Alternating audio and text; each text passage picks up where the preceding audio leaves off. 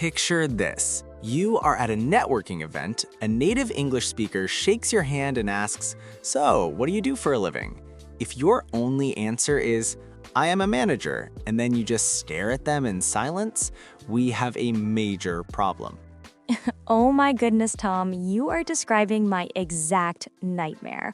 Hello, everyone, and welcome back to the Easy English for Beginners channel. I am your co-host, Anna. And I am Tom. Let me guess, Anna, you've had that exact awkward conversation before?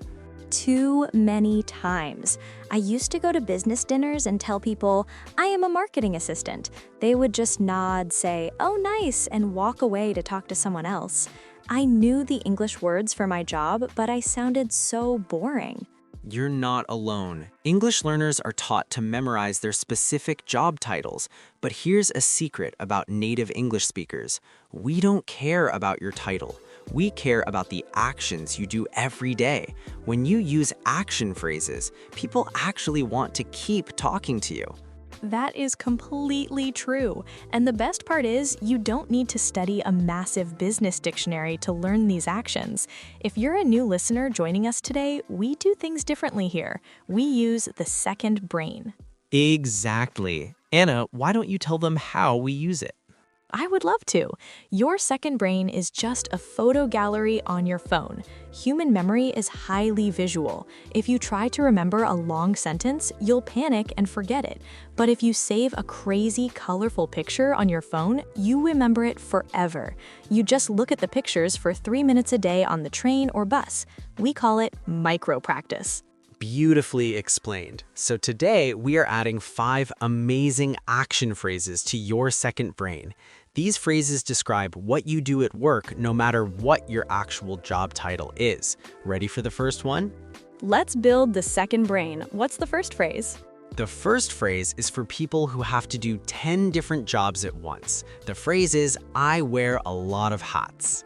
I wear a lot of hats. Okay, listeners, let's make the picture in our minds right now.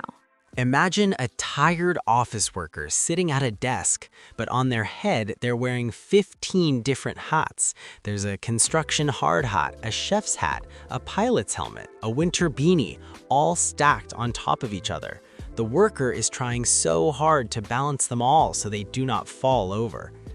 That is such a funny picture. They must have a very strong neck. It is ridiculous, which means you will never forget it. To wear a lot of hats means you have many different responsibilities. Maybe you do the accounting, the marketing, and customer service all by yourself. I love that. So if someone asks about my small business, I can say, well, it's just me, so I wear a lot of hats. Perfect. It sounds completely natural. Okay, let's move to phrase number 2. This is for people who work with money, data, or math. The phrase is, I crunch numbers. I crunch numbers. How do we draw a picture for this? Let's make it loud and crunchy. Picture a giant calculator, but the calculator is entirely made out of crispy potato chips. Now imagine a person sitting there, literally biting into the calculator and chewing it loudly. Crunch, crunch, crunch. Oh my goodness, eating a potato chip calculator? I can almost hear the crunching sound in my head. That sound connects to the memory. Crunching numbers means you spend your day calculating finances or analyzing data. If you're an accountant or a data analyst, you don't have to say your boring title. You just smile and say, I sit at a desk and crunch numbers all day. That is so much more interesting than saying, I'm an accountant. It gives the other person something to smile about. Exactly. Now, phrase number 3 is for anyone who has to train new employees. The phrase is, I show people the ropes. Show people the ropes, like a sailor on a boat? Yes! Picture a wise old ship captain with a big beard. He's holding thick, heavy nautical ropes on a beautiful wooden ship. He's carefully handing the ropes to a very nervous young sailor, teaching him how to sail the ship. That is a really clear image. So showing the ropes means teaching someone how to do a new job? Exactly right. If you're the senior manager at a restaurant and you're training a new waiter, you're showing him the ropes. If someone asks what you did at work today, you can say, "We hired a new guy, so I spent all morning showing him the ropes." It feels so good to speak like this. I can feel my English sounding warmer and friendlier. You're doing great. Now, phrase number 4 is for people who have highly stressful jobs where things always go wrong. The phrase is, "I put out fires." I put out fires. So I should picture a firefighter with a big red truck? Let's mix it up to make it memorable. Don't picture a firefighter. Picture a very serious businessman wearing an expensive suit. He's standing in the middle of a normal office holding a bright red fire extinguisher, and he's spraying white foam all over a computer. A businessman spraying a computer? That's fantastic. To put out fires means you spend your day solving urgent, sudden problems. If angry customers are calling or the website crashes, you're the person who fixes the emergency. You're putting out the fire. So if my friend says, "You look exhausted, how was work?" I can say, "It was crazy. I spent the whole day putting out fires." You sound exactly like a native speaker, Anna. All right, we've reached our 5th and final phrase. This is for the boss, the owner, or the leader of the team. The phrase is, "I run the show."